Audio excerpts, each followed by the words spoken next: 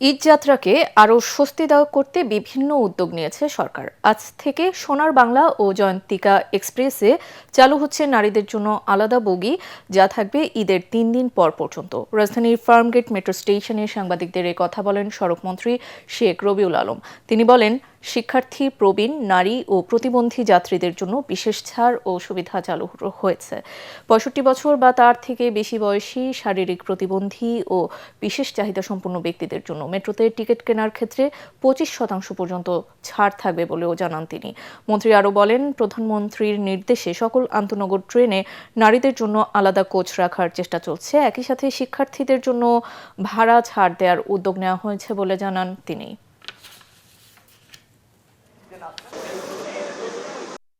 ঈদের পরে অন্যান্য সব আন্তনগর ট্রেনে নারীদের জন্য একটি করে কোচ রিজার্ভ রাখার চেষ্টা অব্যাহত থাকবে।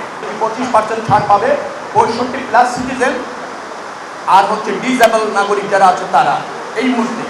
পরবর্তীতে স্টুডেন্টরাও পাবে। তবে স্টুডেন্টদের ক্ষেত্রে তাদের আইডি কার্ডটা কিভাবে মূল্যায়ন করা হবে সেই প্রক্রিয়াটা একটু জটিল।